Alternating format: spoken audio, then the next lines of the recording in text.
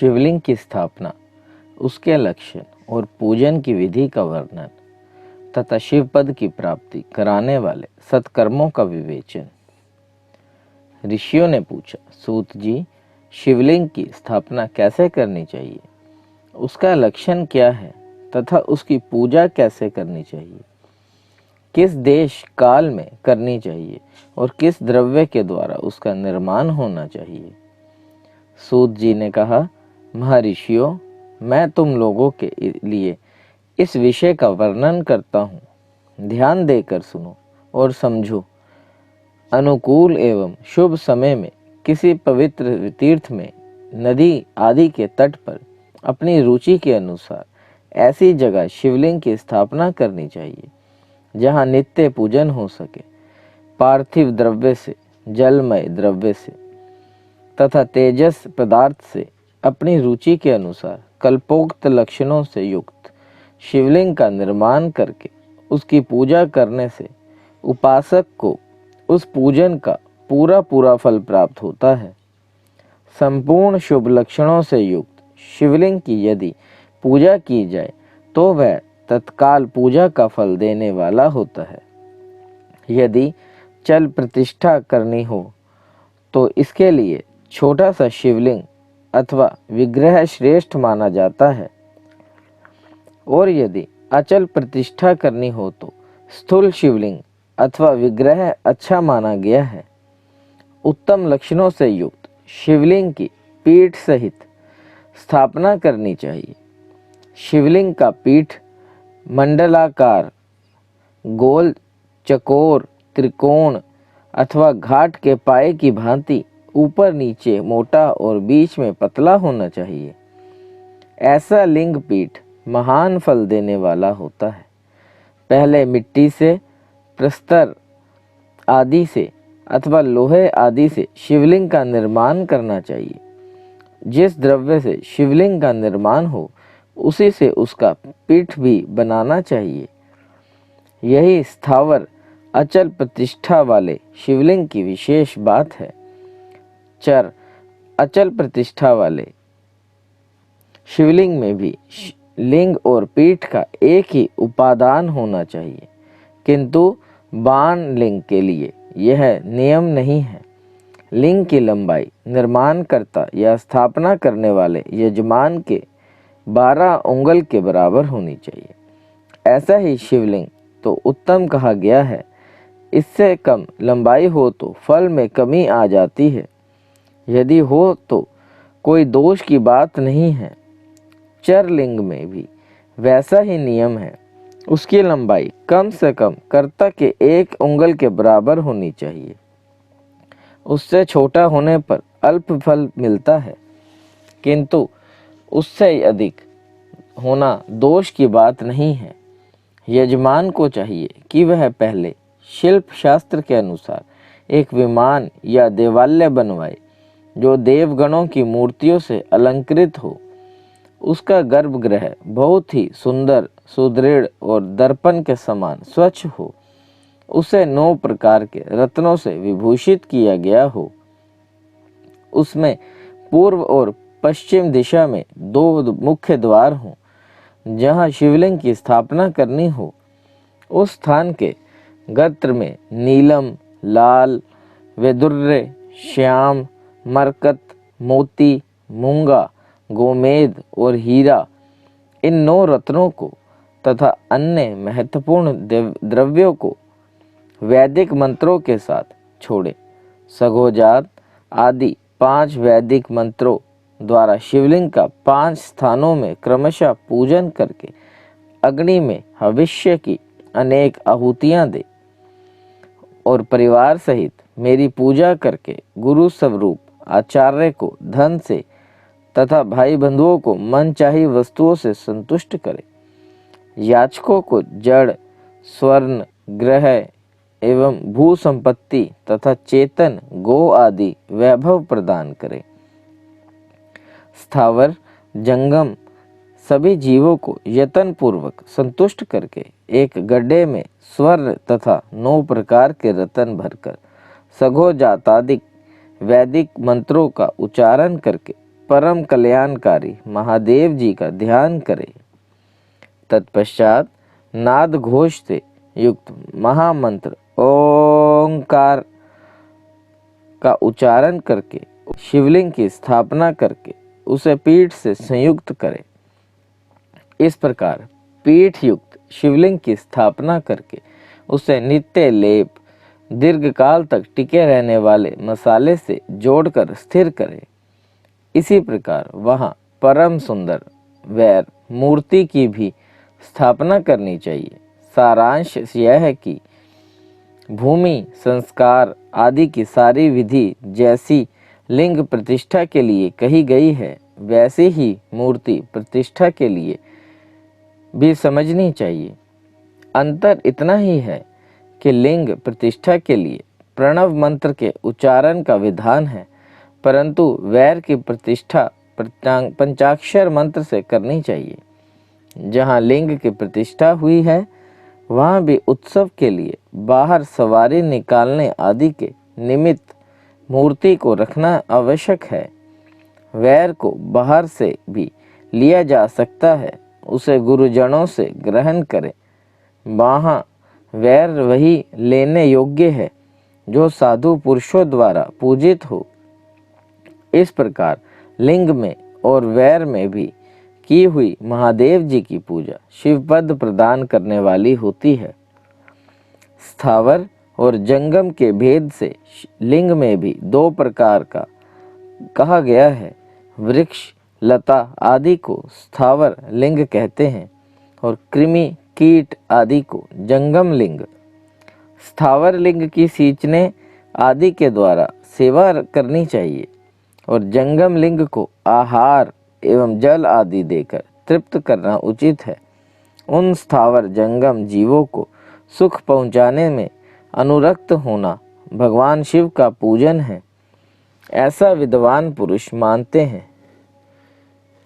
यों चराचर जीवों को ही भगवान शंकर के प्रति मानकर उनका पूजन करना चाहिए। इस तरह महालिंग की स्थापना करके विविधि उपचारों द्वारा उसका पूजन करें। अपनी शक्ति के अनुसार नित्य पूजा करनी चाहिए तथा देवालय के पास ध्वजारोपण आदि करना चाहिए। शिवलिंग साक्षात शिव का पद प्रदान करने वाला है अथवा चरलिंग में षोडशोपचारों द्वारा यथोचित रीति से क्रमशः पूजन करें। यह पूजन भी शिवपद प्रदान करने वाला है।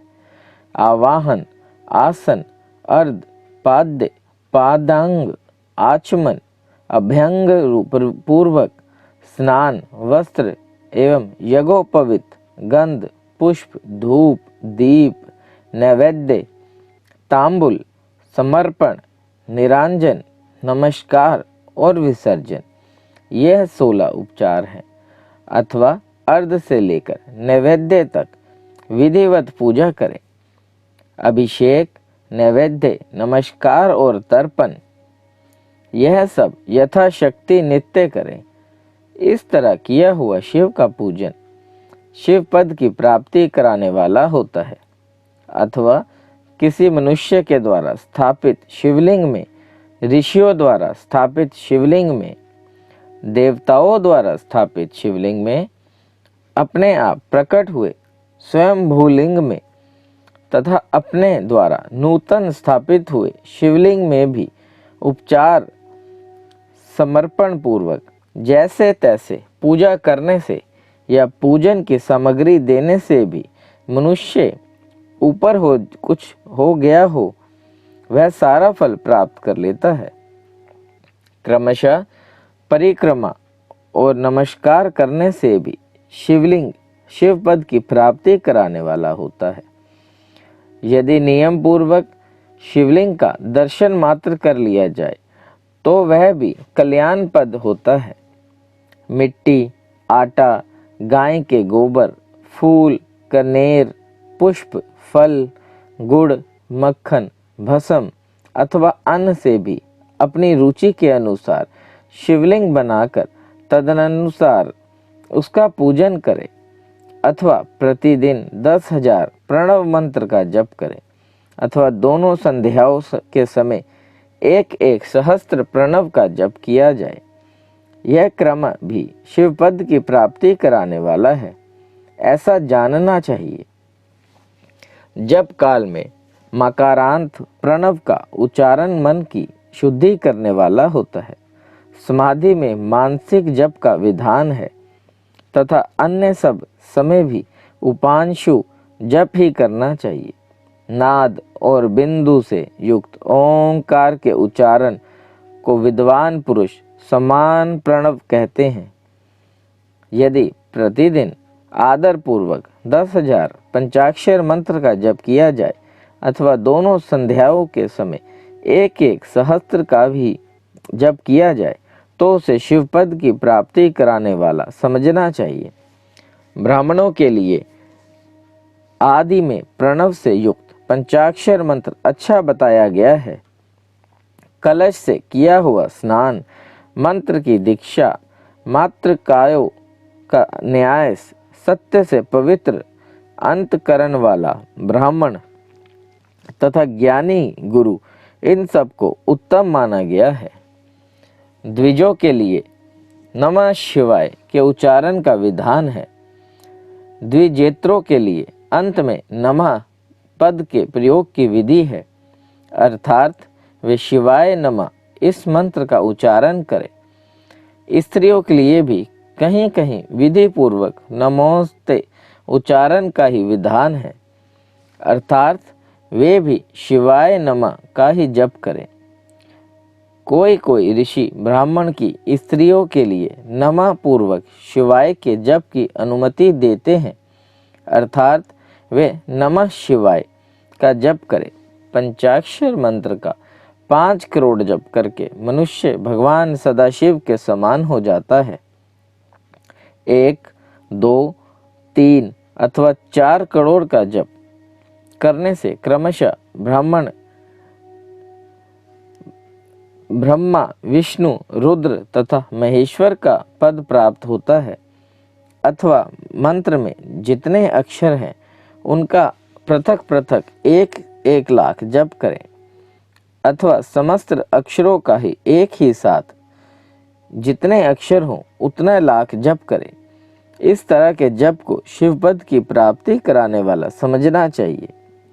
यदि 1000 दिनों में प्रतिदिन 1 सहस्त्र जप के क्रम से पंचाक्षर मंत्र का 10 लाख जप पूरा कर लिया जाए और प्रतिदिन ब्राह्मण भोजन कराया जाए तो उस मंत्र से अभिष्ट कार्य की सिद्धि होने लगती है।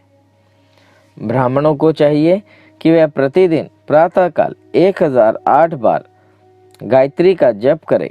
ऐसा होने पर गायत्री क्रमशः शिव का पद प्रदान करने वाली होती है। वेद मंत्रों और वैदिक सूतकों का भी नियम पूर्वक जप करना चाहिए। वेदों का पारायण भी शिवपद की प्राप्ति कराने वाला है, ऐसा जानना चाहिए। अन्यायन जो बहुत से मंत्र है उनका भी जिसे अक्षर हो उतने लाख जप करें। इस प्रकार जो यथाशक्ति जप करता है वह क्रमशः शिवपद मोक्ष प्राप्त कर लेने वाला होता है। अपनी रुचि के अनुसार किसी एक मंत्र को अपनाकर मृत्यु प्रयत्न प्रतिदिन उसका जप करने से अथवा ओम इस मंत्र का प्रतिदिन 1 सहस्त्र जप करना चाहिए। ऐसा करने पर भगवान शिव की आज्ञा से संपूर्ण मनोरथों की सिद्धि प्राप्त होती है। जो मनुष्य भगवान शिव के लिए फूलवाड़ी या बगीचे आदि लगाता है तथा शिव के सेवा कार्य के लिए मंदिर में झाड़ने, बुहारने आदि की व्यवस्था करता है, वह इस पुण्य कर्म को करके शिवपद प्राप्त कर लेता है। भगवान शिव के जो काशी आदि क्षेत्र हैं उनमें भक्ति पूर्वक नित्य निवास करे। वह जड़ चेतन सभी को भोग और मोक्ष देने वाला होता है। अतः विद्वान पुरुष को भगवान शिव के क्षेत्र में आमरण निवास करना चाहिए। पुण्य क्षेत्र में स्थित बावड़ी, कुआं और पोखरे आदि को शिव गंगा समझना चाहिए। भगवान शिव का ऐसा ही वचन है। वह स्नान, दान और जप करके मनुष्य भगवान शिव को प्राप्त कर लेता है। अतः मृत्यु प्रयत्न शिव के क्षेत्र का आश्रय लेकर रहना चाहिए। जो शिव के क्षेत्र में अपने किसी मृत संबंधी का दाह, दशा, मासिक श्राद्ध, पिंडीकरण अथवा वार्षिक श्राद्ध करता है, अथवा कभी भी शिव के क्षेत्र में अपने पितरों का पिंड देता है, वह तत्काल सब पापों से मुक्त हो जाता है और अंत में शिव पद प्राप्त कर लेता है। अथवा शिव के क्षेत्र में 7, 5, 3 या एक ही रात निवास करे। ऐसा करने से भी क्रमशः शिव पद की प्राप्ति होती है। लोक में अपने अपने वर्ण के अनुरूप सदाचार का पालन करने से भी मनुष्य शिव पद को प्राप्त कर लेता है। वर्णानुकूल आचरण से तथा भक्ति भाव से वह अपने सत्कर्म का अतिशय फल पाता है। कामना पूर्वक किए हुए अपने क्रम के अभिष्ट फल को शीघ्र ही पा लेता है। निष्काम भाव से किया हुआ सारा क्रम साक्षात शिव पद की प्राप्ति कराने वाला है।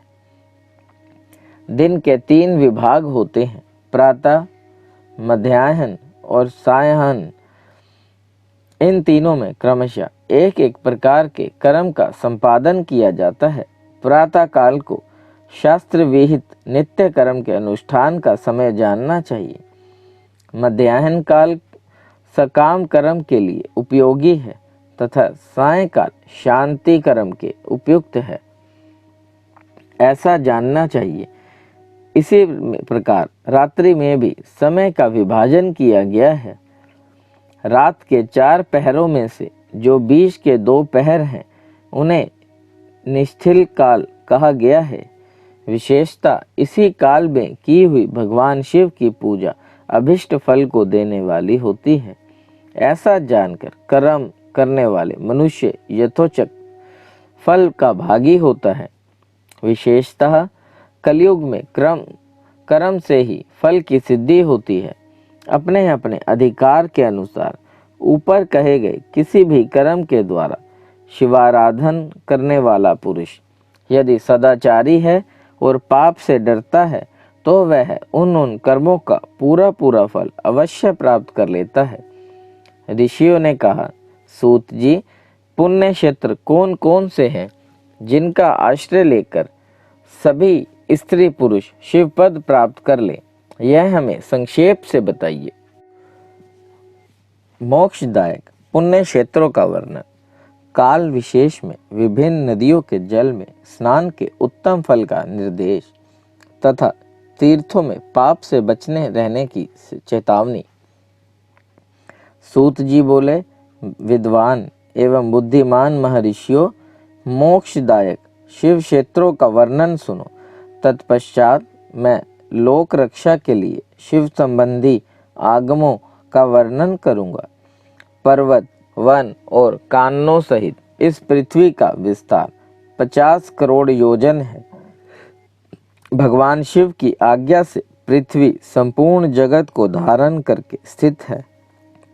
भगवान शिव ने भूतल पर विभिन्न स्थानों में वहां के निवासियों को कृपया पूर्वक मोक्ष देने के लिए शिव क्षेत्र का निर्माण किया है। कुछ क्षेत्र ऐसे हैं जिन्हें देवताओं तथा ऋषियों ने अपना वास स्थान बनाकर अनुग्रहित किया है, इसलिए उनमें तीर्थत्व प्रकट हो गया है। तथा अन्य बहुत से तीर्थ क्षेत्र ऐसे हैं जो लोगों की रक्षा के लिए स्वयं प्रादुर्भूत हुए हैं।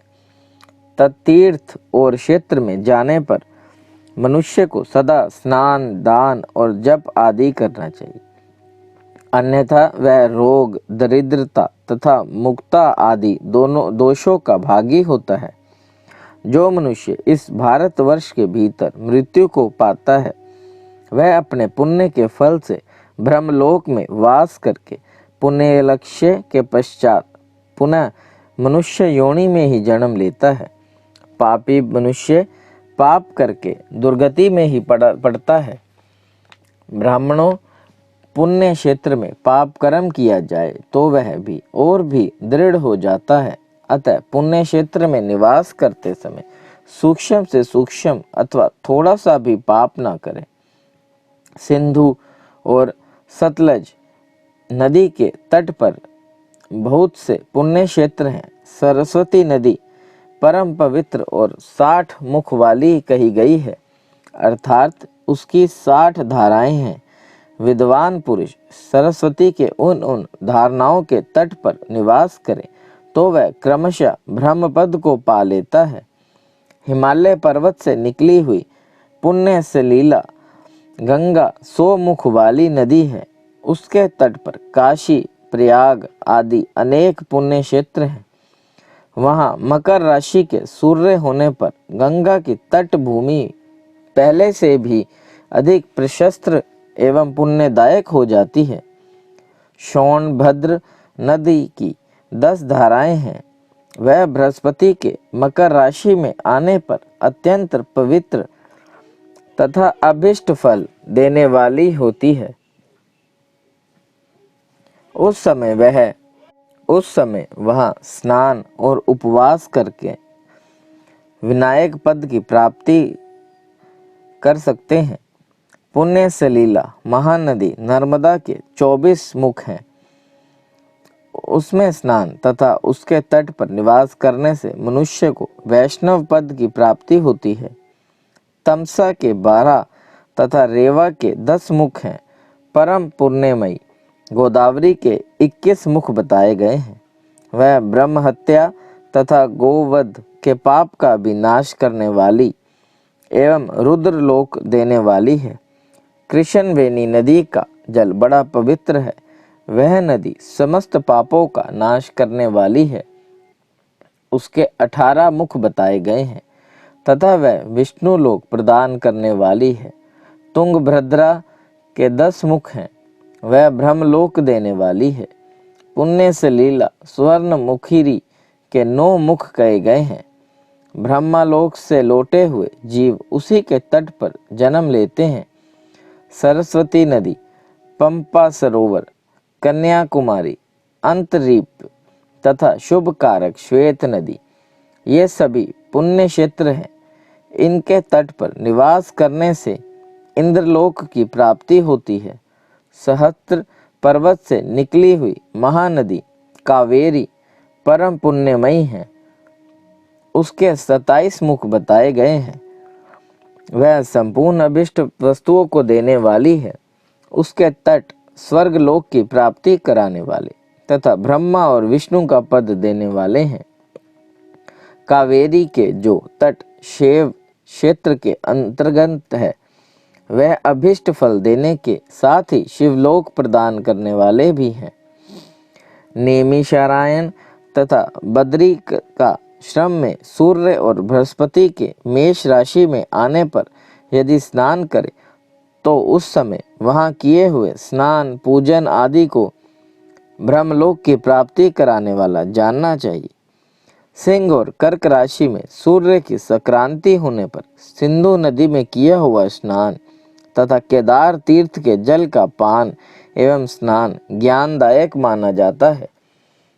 जब बृहस्पति सिंह राशि में स्थित हो उस समय सिंह की संक्रांति से युक्त भाद्रपद मास में यदि गोदावरी के जल में स्नान किया जाए तो वह शिवलोक की प्राप्ति करा। ऐसा पूर्व काल में स्वयं भगवान शिव ने कहा था।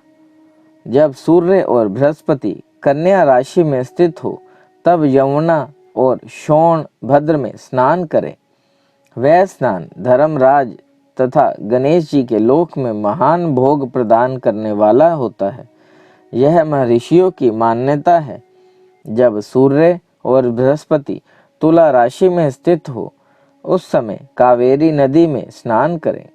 वह स्नान भगवान विष्णु के वचन की महिमा से संपूर्ण अभिष्ट वस्तुओं को देने वाला माना गया है।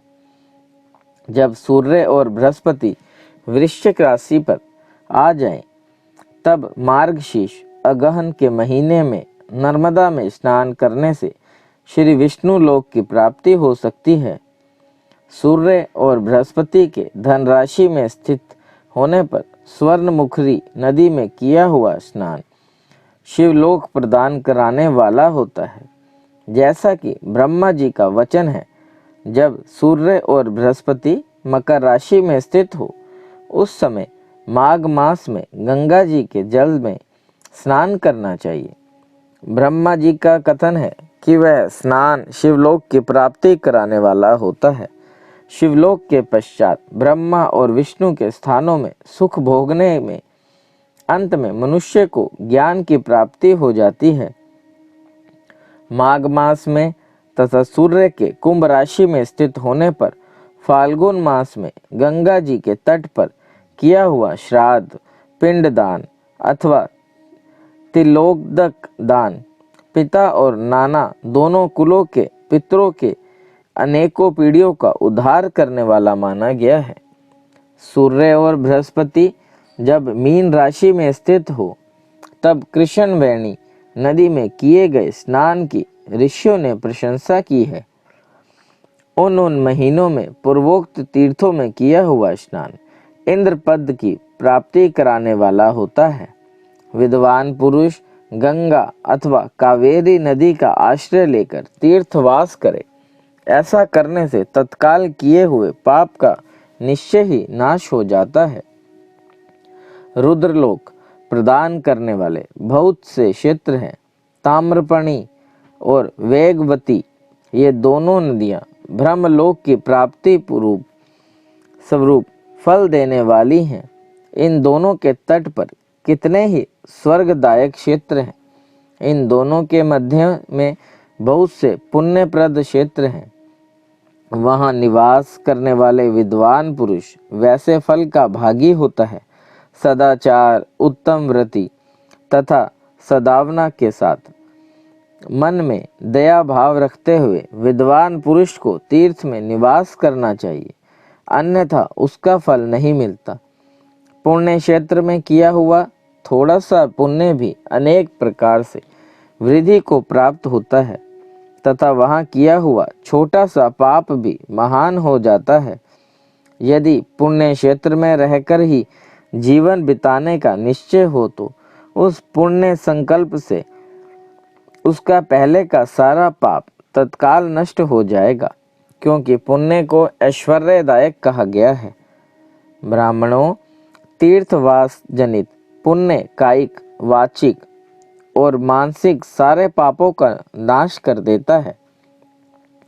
तीर्थ में किया हुआ मानसिक पाप वज्रलेप हो जाता है, वह कई कल्पों तक पीछा नहीं छोड़ता। वैसा पाप केवल ध्यान से ही नष्ट होता है, अन्यथा नहीं। वाचिक पाप जप से तथा कायिक पाप शरीर को सुखाने जैसे कठोर तप से नष्ट होता है। अतः सुख चाहने वाले पुरुष को देवताओं की पूजा करते और ब्राह्मणों को दान करते हुए पाप से बचकर ही तीर्थ में निवास करना चाहिए। बोले शंकर भगवान की जय। सदाचार, शौचाचार, स्नान, भस्म धारण, संध्या वंदन, प्रणव जप, गायत्री जप, दान, अन्यायत, धनोपार्जन तथा अग्निहोत्र आदि की विधि एवं महिमा का वर्णन। ऋषियों ने कहा, सूत जी, अब आप शीघ्र ही हमें वह सदाचार सुनाइए जिससे विद्वान पुरुष पुण्य लोकों पर विजय पाता है।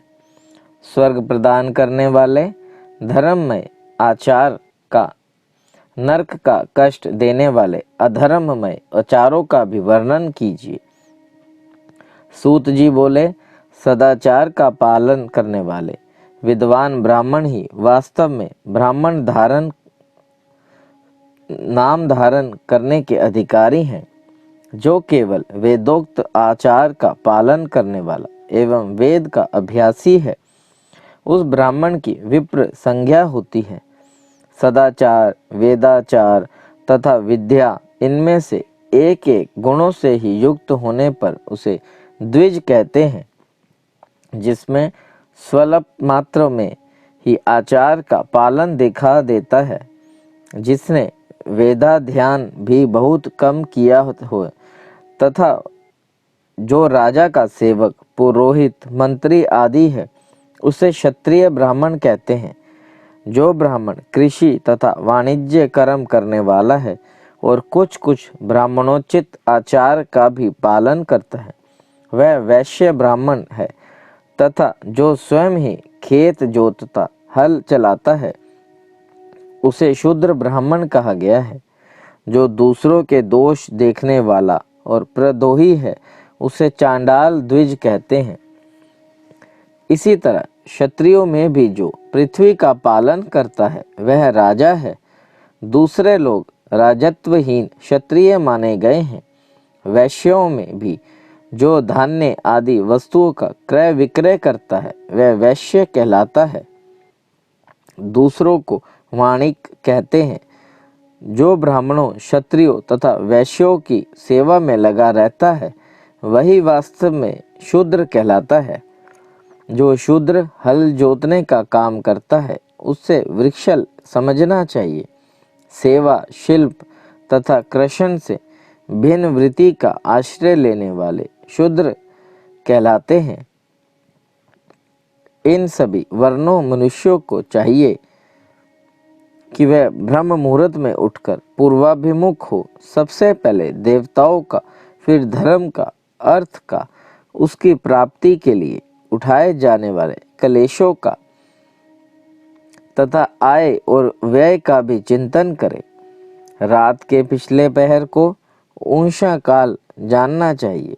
उस अंतिम पहर का जो आधा या मध्यम भाग है, उसे संधि कहते हैं।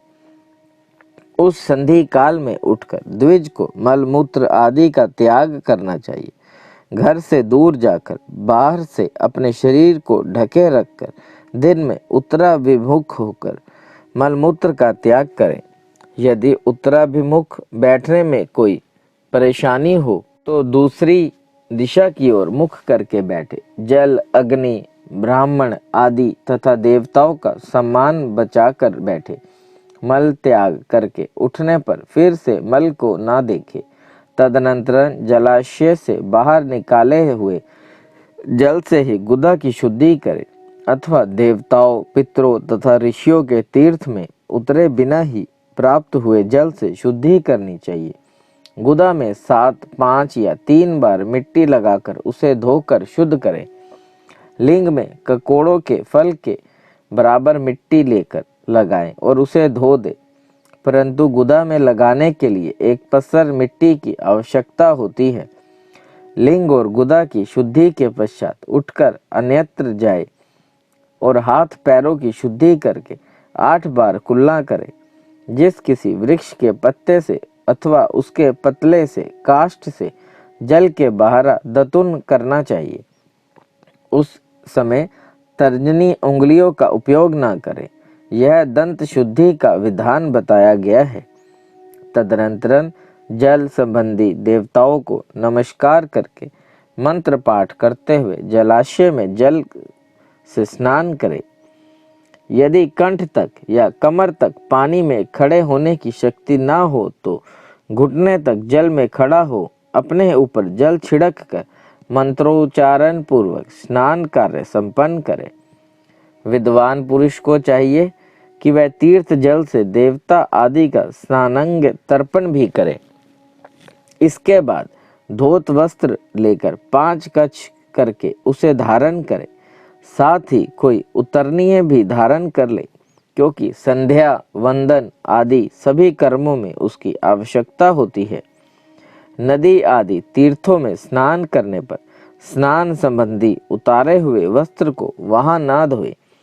स्नान के पश्चात विद्वान पुरुष भीगे हुए उस वस्त्र को बावड़ी में, कुएं के पास अथवा घर आदि में ले जाए और वहां पत्थर पर, लकड़ी आदि पर, जल में या स्थल में अच्छी तरह धोकर उस वस्त्र को निचोड़ें। द्विजो, वस्त्र को निचोड़ने से जो जल गिरता है वह एक श्रेणी के पितरों की तृप्ति के लिए होता है। इसके बाद जाबाली उपनिषद में बताए गए अग्नि रीति मंत्र से भस्म लेकर उसके द्वारा त्रिपुंड लगाएं। इस विधि का पालन न किया जाए, इसके पूर्व ही यदि जल में भस्म गिर जाए तो गिराने वाला नरक में जाता है। आपो ही षष्ठ इत्यादि मंत्र से पाप शांति के लिए सिर पर जल छिड़के तथा यस्य शयाय इस मंत्र को पढ़कर पैर पर जल छिड़के। इसे संधि प्रोक्षण कहते हैं। आपो ही अष्टाम इत्यादि मंत्र में 3 रचनाएं हैं और प्रत्येक ऋचा में गायत्री छंद के 3-3 चरण हैं। इनमें से प्रथम ऋचा के 3 चरणों का पाठ करते हुए क्रमशः पैर, मस्तक और हृदय में जल छिड़के। दूसरी ऋचा के 3 चरणों को पढ़कर क्रमशः मस्तक, हृदय और पैर में जल छिड़के तथा तीसरी ऋचा के 3 चरणों का पाठ करते हुए क्रमशः हृदय, पैर और मस्तक का जल से प्रोक्षण करें। इसे विद्वान पुरुष मंत्र स्नान मानते हैं। किसी अपवित्र वस्तु से किंचित स्पर्श हो जाने पर, अपना स्वास्थ्य ठीक न रहने पर, राजा और राष्ट्र पर भय उपस्थित होने पर तथा यात्रा काल में जल की उपलब्धि न होने की विवशता आ जाने पर मंत्र स्नान करना चाहिए। प्रातःकाल सूर्यश्च माँ मनुष्यश्च इत्यादि सूर्यानुवाक से तथा सायंकाल अग्निश्च माँ मनुष्च इत्यादि अग्नि संबंधी अनुवाक से जल का आचमन करके पुण्य जल से अपने अंगों का प्रोक्षण करें। मध्याह्न काल में भी आपम पुण्यत्नो इन मंत्र से आचमन करके पूर्वता प्रोक्षण या मार्जन करना चाहिए। प्रातः काल की संध्योपासना में गायत्री मंत्र का जप करके 3 बार ऊपर की ओर सूर्य देव को अर्घ्य देने चाहिए। ब्राह्मणों मध्याह्न काल में गायत्री मंत्र के उच्चारण पूर्वक सूर्य को एक ही अर्घ्य देना चाहिए। वह सायंकाल आने पर पश्चिम की ओर मुख करके बैठ जाए और पृथ्वी पर ही सूर्य के लिए अर्घ्य दे, ऊपर की ओर नहीं। प्रातःकाल मध्याह्न के समय अंजलि में अर्घ्य जल लेकर उंगलियों की ओर से सूर्य देव के लिए अर्घ्य दे, फिर उंगलियों के छिद्र से ढलते हुए सूर्य को देखें तथा उनके लिए स्वतः प्रदक्षिणा करके शुद्ध आचमन करें। सायंकाल में सूर्यास्त से 2 घड़ी पहले की हुई संध्या निष्फल होती है, क्योंकि वह साय संध्या का समय नहीं है। ठीक समय पर संध्या करनी चाहिए, ऐसी शास्त्र की आज्ञा है।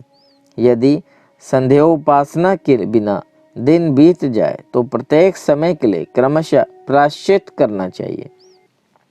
यदि एक दिन बीते तो प्रत्येक बीते हुए संध्या काल के लिए नित्य नियम के अतिरिक्त 100 गायत्री मंत्र का जप अधिक करें। यदि नित्य कर्म के लुप्त हुए 10 दिन से अधिक बीत जाए तो उसके प्रायश्चित में 1 लाख गायत्री का जप करना चाहिए। यदि 1 मास तक नित्य कर्म छूट जाए तो पुनः अपना उपनयन संस्कार कराएं। अर्थ सिद्धि के लिए ईश, गौरी, कार्तिकेय, विष्णु, ब्रह्मा, चंद्रमा और यम का तथा ऐसे ही अन्य देवताओं का भी शुद्ध जल से तर्पण करें। फिर तर्पण कर्म को ब्राह्मण करके शुद्ध आचमन से तीर्थ के दक्षिण प्रशस्त मठ में, मंत्रालय में, देवालय में, घर में तथा अन्य किसी नियत स्थान में आसन पर स्थिरता पूर्वक बैठकर विद्वान पुरुष अपनी बुद्धि को स्थिर करे और संपूर्ण देवताओं को नमस्कार करके पहले प्रणव का जप करके गायत्री पद की प्राप्ति की मंत्र से आवृत्ति करे। प्रणव के अ, उ और मम इन तीनों अक्षरों से जीव और ब्रह्मा की एकता का प्रतिपादन होता है। इस बात को जानकर प्रणव ओम का जप करना चाहिए। जप काल में यह भावना करनी चाहिए कि हम तीनों लोकों की सृष्टि करने वाले ब्रह्मा, पालन करने वाले विष्णु तथा संहार करने वाले रुद्र की, जो स्वयं प्रकाश चिंतनमय है, उपासना करते हैं। यह ब्रह्म स्वरूप ओंकार हमारी कर्मेंद्रियों और ज्ञानेंद्रियों की वृत्तियों को, मन की वृत्तियों को तथा बुद्धि वृत्ति को सदा भोग और मोक्ष प्रदान करने वाले धर्म एवं ज्ञान की ओर प्रेरित करे। प्रणव के इस अर्थ का बुद्धि के द्वारा चिंतन करता हुआ जो इसका जप करता है, वह निश्चय ही ब्रह्म को प्राप्त कर लेता है, अथवा यथानुसार अनुसाधन के बिना भी प्रणव का नित्य जप करना चाहिए। इससे ब्राह्मण तत्व की पूर्ति होती है। ब्राह्मण तत्व की पूर्ति के लिए श्रेष्ठ ब्राह्मण को प्रतिदिन प्रातःकाल 1,000 गायत्री का जप करना चाहिए। मध्याह्न काल में 100 बार और सायंकाल में 28 बार जप की विधि है। अन्य वर्ण के लोगों को अर्थात क्षत्रिय और वैश्य को तीनों संध्याओं के समय यथासाध्य गायत्री जप करना चाहिए। शरीर के भीतर मूलाधार, स्वाधिष्ठान, मणिपूर्ण, अनाहत, आज्ञा और सहस्त्र ये 6 चक्र हैं। इनमें मूलाधार से लेकर सहस्त्र तक 6 स्थानों में क्रमशः विद्धेश्वर, ब्रह्मा, विष्णु, ईश, जीवात्मा और परमेश्वर स्थित है। इन सब में ब्रह्म बुद्धि करके इनकी एकता का निश्चय करें और वह ब्रह्म मैं हूँ ऐसी भावना पूर्वक प्रत्येक श्वास के साथ सोहम का जप करें। उन्हीं विधेश्वर आदि की ब्रह्मरंधन आदि में तथा इस शरीर से बाहर भी भावना करें। प्रकृति के विकार भूत महतत्व से लेकर पंचभूत प्रयतन तत्वों से बना हुआ जो शरीर है, ऐसे सहस्त्रों शरीरों का एक एक अजपा गायत्री के जप से एक एक के क्रम से अतिक्रमण करके जीव को धीरे धीरे परमात्मा से संयुक्त करें। यह जप का तत्व बताया गया है। 100 अथवा 28 मंत्रों के जप से उतने ही शरीरों का अतिक्रमण होता है। इस प्रकार जो मंत्रों का जप है, इसी को आदि क्रम से वास्तविक जप जानना चाहिए। सहस्त्र बार किया हुआ जप ब्रह्मलोक प्रदान करने वाला होता है, ऐसा जानना चाहिए। 100 बार किया हुआ जप इंद्र पद की प्राप्ति कराने वाला माना गया है।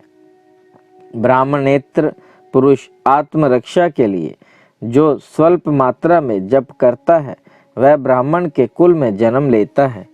प्रतिदिन सूर्योपासना करके उपयुक्त रूप से जप का अनुष्ठान करना चाहिए।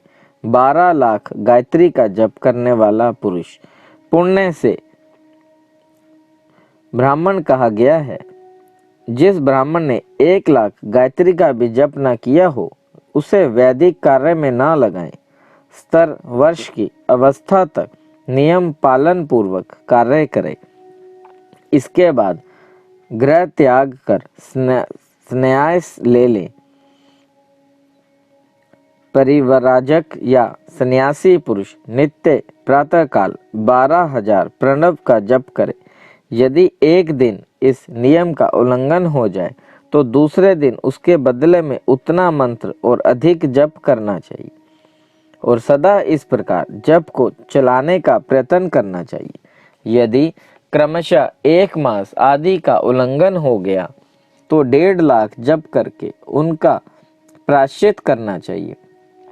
इससे अधिक समय तक नियम का उल्लंघन हो जाए तो पुनः नए सिरे से गुरु से नियम ग्रहण करें।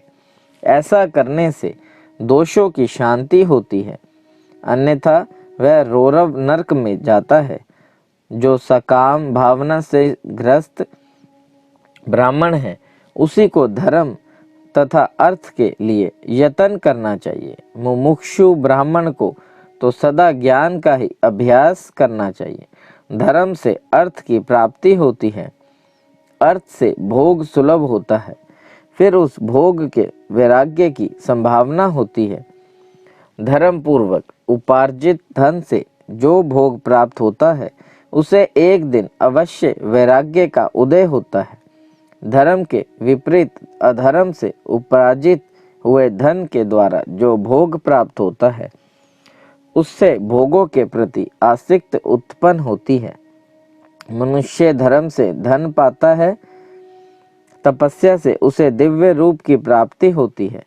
कामनाओं का त्याग करने वाले पुरुष के अंतकरण की शुद्धि होती है। उस शुद्धि से ज्ञान का उदय होता है, इसमें संशय नहीं है। सत्य युग आदि में तप को ही प्रशस्त कहा गया है, किंतु कलयुग में द्रव्य साध्य धर्म दान आदि अच्छा माना गया है। सतयुग में ध्यान से, त्रेता में तपस्या से और द्वापर में यज्ञ करने से ज्ञान की सिद्धि होती है, परंतु कलयुग में प्रतिमा भव दिव्य ग्रह की पूजा से ज्ञान लाभ होता है। अधर्म हिंसा दुख रूप है और धर्म सुख रूप है। अधर्म से मनुष्य दुख पाता है और धर्म से वह सुख एवं अभ्युदय का भागी होता है। दुराचार से दुख पाता है और सदाचार से सुख। अतः भोग और मोक्ष की सिद्धि के लिए धर्म का उपार्जन करना चाहिए। जिसके घर में कम से कम 4 मनुष्य हैं, ऐसे कुटुंबी ब्राह्मण का जो 100 वर्ष के लिए जीवन निर्वाह की सामग्री देता है, उसके लिए वह दान ब्रह्मलोक की प्राप्ति कराने वाला होता है। 1 सहस्त्र चंद्रायन व्रत का अनुष्ठान ब्रह्मलोकदायक माना गया है। जो क्षत्रिय 1 सहस्त्र कुटुंब को जीविका का और आवास देता है, उसका वह कर्म इंद्रलोक की प्राप्ति कराने वाला होता है।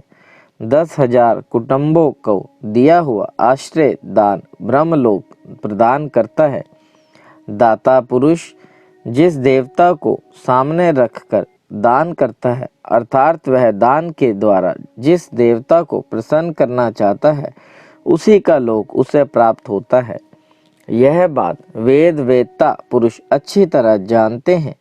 धनहीन पुरुष सदा तर्जन करें, क्योंकि तपस्या और तीर्थ सेवन से अक्षय सुख पाकर मनुष्य उसका उपभोग करता है। अब मैं न्यायायत धन के उपार्जन की विधि बता रहा हूँ। ब्राह्मणों को चाहिए कि वह सदा सावधान रहकर विशुद्ध प्रतिग्रह दान ग्रहण तथा याजन यज्ञ कराएं आदि से धन का अर्जन करें। वह इसके लिए कहीं दीनता न दिखाएं और ना अत्यंत क्लेशदायक कर्म ही करें। क्षत्रिय बाहुबल से धन का उपार्जन करें और वैश्य कृषि एवं गोरक्षा से न्यायोपार्जित धन का दान करने से दाता को ज्ञान की सिद्धि प्राप्त होती है। ज्ञान सिद्धि द्वारा सब पुरुषों को गुरु कृपा मोक्ष सिद्धि सुलभ होती है। मोक्ष से स्वरूप की सिद्धि ब्रह्म रूप से स्थिति प्राप्त होती है, जिससे मुक्त पुरुष परमानंद का अनुभव करता है। गृहस्थ पुरुष को चाहिए कि वह धन धन्यादि सब वस्तुओं का दान करे। वह तृष्णा निर्वृत्त के लिए जल तथा शुद्धा रूपी रोग की शांति के लिए सदा अन्न का दान करे। खेत धान्य कच्चा अन्न तथा भक्ष्य भोज्य लेह और शौच ये 4 प्रकार के सिद्ध अन्न दान करने चाहिए।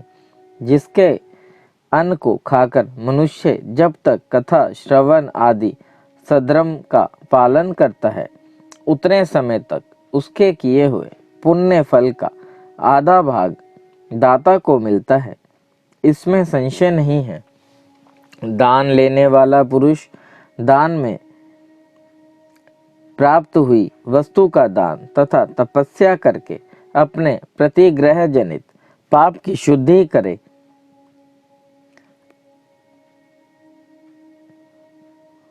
इसी प्रकार इसमें कोई संशय नहीं है। दान लेने वाला पुरुष दान में प्राप्त हुए वस्तु का दान तथा तपस्या करके अपने प्रतिग्रह जनित पाप की शुद्धि करे, अन्यथा उसे रौरव नरक में गिरना पड़ता है। अपने धन के 3 भाग हैं, एक भाग धर्म के लिए, दूसरा भाग वृद्धि के लिए तथा तीसरा भाग अपने उपभोग के लिए। नित्य, नैमित्तिक और काम्य, ये तीनों प्रकार के कर्म धर्मार्थ रखे हुए धन से करे। साधक को चाहिए कि वह वृद्धि के लिए रखे हुए धन से ऐसा व्यापार करे जिससे उस धन की वृद्धि हो तथा उपभोग के लिए रक्षित धन से हितकारक, परिमित एवं पवित्र भोग भोगें। खेती से पैदा किए हुए धन का 10वां अंश दान कर दे, इससे पाप की शुद्धि होती है। शेष धन से धर्म, वृद्धि एवं उपभोग करे, अन्यथा वह रौरव नरक में पड़ता है अथवा उसकी बुद्धि पाप पूर्ण हो जाती है या खेती ही चौपट हो जाती है। वृद्धि के लिए किए गए व्यापार में प्राप्त हुए धन का 6वां भाग दान कर देने योग्य है। बुद्धिमान पुरुष अवश्य उसका दान कर दे। विद्वान को चाहिए कि वह दूसरों के दोषों का बखान न करे। ब्राह्मणों, दोषवश दूसरों के सुने या देखे हुए छिद्र को भी प्रकट न करें। विद्वान पुरुष ऐसी बात ना कहे जो समस्त प्राणियों के हृदय में रोष पैदा करने वाली हो। ऐश्वर्य की सिद्धि के लिए दोनों संध्याओं के समय अग्निहोत्र कर्म अवश्य करें। जो दोनों समय अग्निहोत्र करने में असमर्थ हो, वह एक ही समय सूर्य और अग्नि को विधि पूर्वक दी हुई आहुति से संतुष्ट करे। चावल, धान्य, घी, फल, कंद तथा हविष्य, इनके द्वारा विधि पूर्वक स्थाली पाक बनाए तथा यथोचित रीति से सूर्य और अग्नि को अर्पित करें। यदि हविष्य का अभाव हो तो प्रधान होम मात्र करें। सदा सुरक्षित रहने वाली अग्नि को विद्वान पुरुष अजस्त्र की संज्ञा देते हैं अथवा संध्या काल में जप मात्र या सूर्य की वंदना मात्र कर ले। आत्मज्ञान की इच्छा वाले तथा धनार्थी पुरुषों को भी इस प्रकार विधिवत उपासना करनी चाहिए। जो सदा ब्रह्म यज्ञ में तत्पर होते हैं, देवताओं की पूजा में लगे रहते हैं, नित्य अग्नि पूजन एवं गुरु पूजा में अनुरक्त होते हैं तथा ब्राह्मणों को तृप्त किया करते हैं, वह सब लोग स्वर्गलोक के भागी होते हैं। बोल शंकर भगवान की जय। त्रिलोकीनाथ सदैव अपने चरणाबिंदों में लगाए रखे, सद्बुद्धि प्रदान करें। बच्चा पुल्लनहार तुसी बख्शनहार महादेव कृपा दृष्टि बनाए रखे। श्री शिव महापुराण पढ़ने सुनने की आज्ञा प्रदान करें। हर हर महादेव।